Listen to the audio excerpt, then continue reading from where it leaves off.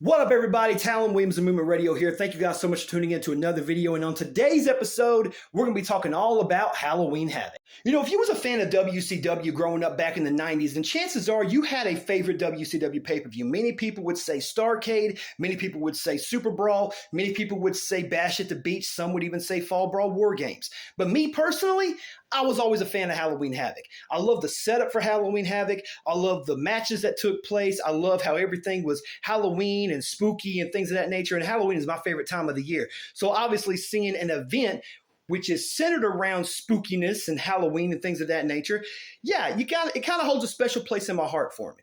But more than just the aesthetic of Halloween Havoc, there were some damn good matches that took place at the Halloween Havoc events.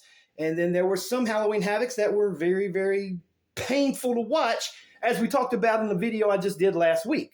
But today we're not talking about the bad matches, we're talking about the good matches, and in this video we are going to be talking about 5 of some of the best Halloween Havoc matches that have ever taken place. Let's not waste time, let's jump straight into the countdown.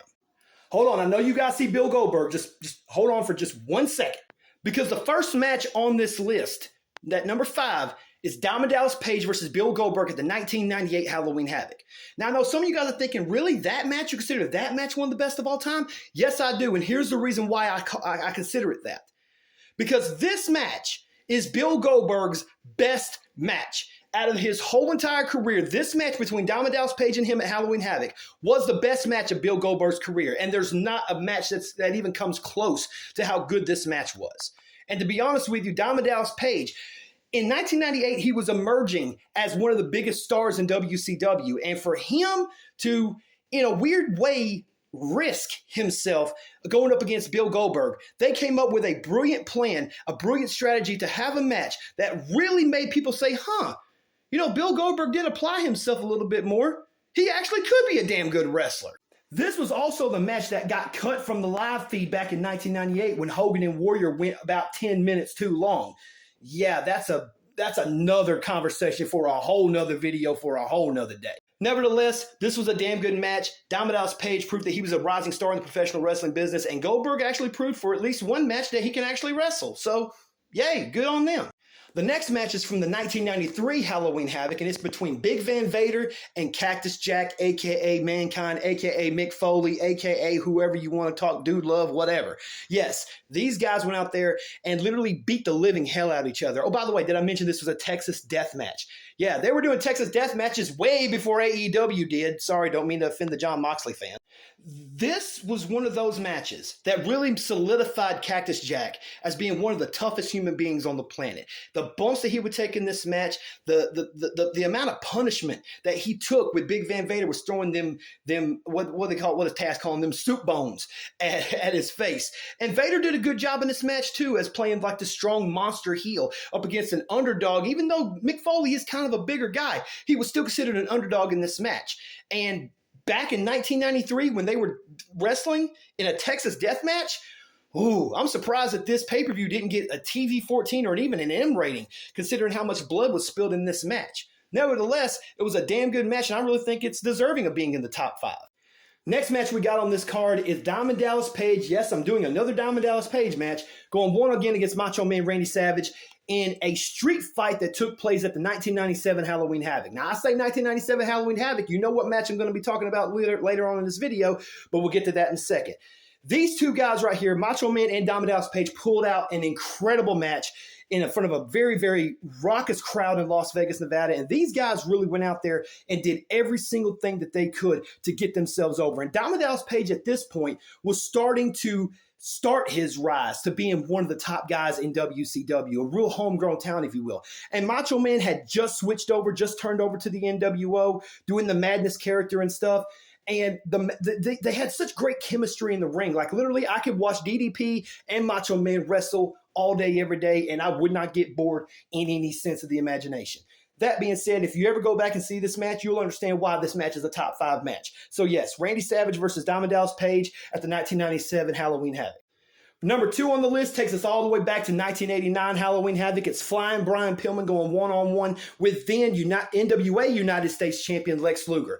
When I say that this match was a proving ground match for Brian Pillman. I really mean it, because Brian Pillman was always looked at, because he was so undersized. People didn't think that he would be able to hang with somebody like a Ric Flair, like a Sting, like a Lex Luger. And boy, oh boy, did Brian Pillman prove a lot of people wrong. And Lex Luger, being the very cocky, arrogant heel that he was, being a very narcissistic character way before he did it in WWE. But yeah, Lex Luger had a very, very good pedigree about him.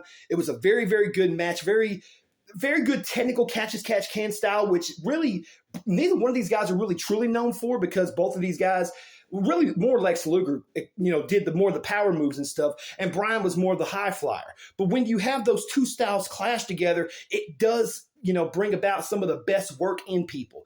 These guys had really, really good chemistry, and I would have loved to have seen more matches between Luger and Brian over the course of the years. But yeah, go back and watch it if you haven't seen it. Back in Halloween Havoc 1989, Flying Brian Pillman versus Lex Luger for the NWA United States Championship. It was a very, very good match. It's not number one, though, because I think we all know what number one really is. The match that made me want to become a professional wrestler. The match, in my opinion, that is the greatest professional wrestling match of all time. And I know that we've had a plethora of amazing matches since October of 1997. But this match, to me, forever in my heart, and yes, it's biased, and I don't care. Rey Mysterio Jr. versus Eddie Guerrero, Mask versus Cruiserweight Championship at the 1997 Halloween Havoc. As far as I'm concerned, this match was the greatest match of all time. It's on everybody's top 5, top 10, top 3. It doesn't matter. This match is incredible. The heel Eddie Guerrero just turning heel, being the Cruiserweight champion. Rey Mysterio coming out, with the all purple get up. And when I tell you guys that this match was nonstop action from start to finish, I am not lying. Nonstop action from start to finish. They had great storytelling in this match. Guerrero wanting to remove the mask from Rey Mysterio. And that was different for this match, because Rey Mysterio's mask was actually built into the bodysuit that he was wearing this night. So Eddie Guerrero had to be a little bit creative, and you can see him in a camel clutch ripping the mask off of Rey Mysterio, and you can barely see a little bit of Rey Mysterio's face. You can really only see maybe the forehead and the eyes, but then you see this look on Rey Mysterio's face like, my identity could be exposed, like this could really expose my identity and stuff. Like, they made it real, like in a dire need of Rey Mysterio to make sure that he kept his mask while also fighting to win the WCW Cruiserweight Championship. Beautiful match exchanges, amazing moves that they were doing in this match that not a whole lot of people were doing at that time, especially for the Cruiserweights. When Eddie Guerrero picked Rey Mysterio up, but Mysterio lands on the top rope, does a backflip, and then catches Eddie Guerrero in a DDT. Bam. Like, that was one of the best spots of the whole night. Rey Mysterio doing the flip out of the ring. Eddie Guerrero catches him into the Hurricane Rana on the outside. Amazing. Like, literally, I can talk about this match all day long, every day, but it's just better if you guys go look it up on YouTube, look it up on WWE, Peacock stuff, like wherever you want to find this thing.